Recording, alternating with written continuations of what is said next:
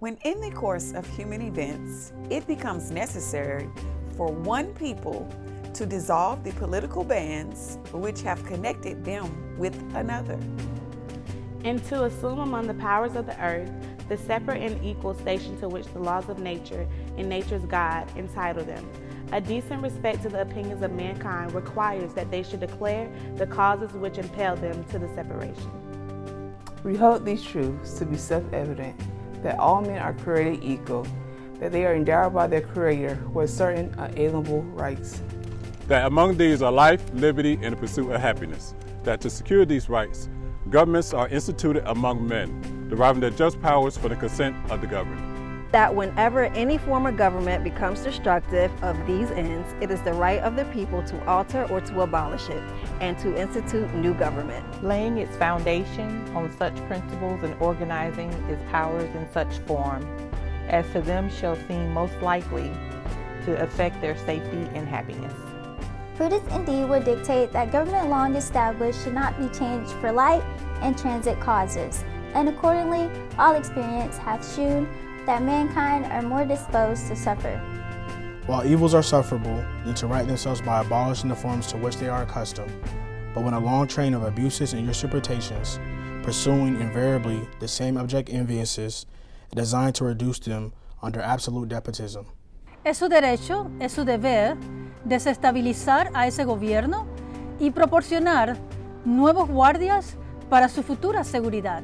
Such has been the patient sufferance of these colonies, and such is now the necessity which constrains them to alter their former systems of government. The history of the present King of Great Britain is a history of repeated injuries and usurpation, all having indirect object the establishment of an absolute tyranny over these states. To prove this, let facts be submitted to a candid world. He has refused his assent to laws, the most wholesome and necessary for the public good. He has forbidden his governors to pass laws of immediate and pressing importance, unless suspended in their operation till his assent should be obtained, and when so suspended, he has utterly neglected to attend to them. He has refused to pass other laws for the accommodation of large districts of people, unless those people will relinquish the right of representation in the legislature, a right inestimable to them and formidable to tyrants only. He has called together legislative bodies at places unusual, uncomfortable, and distant from the depository of their public records for the sole purpose of fatiguing them into compliance with his measures. A few moments later. He has plundered our seas, ravaged our coasts, burned our towns, and destroyed the lives of our people. He is, at this time, transporting large armies of foreign mercenaries to complete the works of death, desolation, and tyranny, already begun with circumstances of cruelty and perfidy, scarcely paralleled in the most barbarous ages, and totally unworthy the head of a civilized nation. He has constrained our fellow citizens, taken captive of the high seas, to bear arms against their country, to become the executioners of their friends and brethren, or to fall themselves by their hands. He has excited domestic insurrections amongst us, and has endeavored to bring on the inhabitants of our frontiers the merciless Indian savages, whose known rule of warfare is an undistinguished destruction of all ages, sexes, and conditions. At every stage of these oppressions, we have petitioned for redress in the most humble terms. Our repeated petitions have been answered only by repeated injury. A prince whose character is thus marked by every act which may define a tyrant is unfit to be the ruler of a free people. Nor have we been waiting on attention to our British brethren.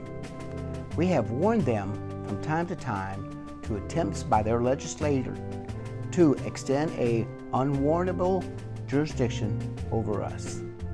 We have reminded them of the circumstances of our immigration and settlement here.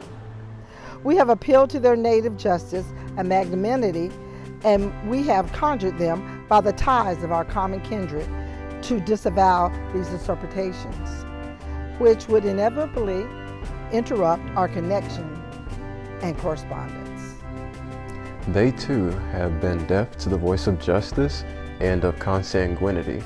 We must therefore acquiesce in the necessity which denounces our separation and hold them as we hold the rest of mankind, enemies in war, in peace, friends.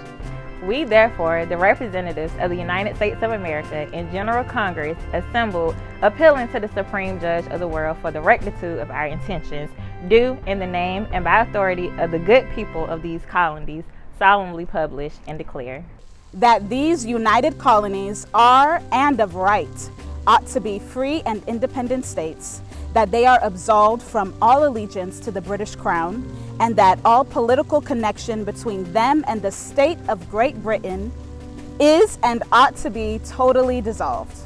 And that as free and independent states, they have full power to levy war, conclude peace, contract alliances, establish commerce, and to all other acts, things which independent states may have right do.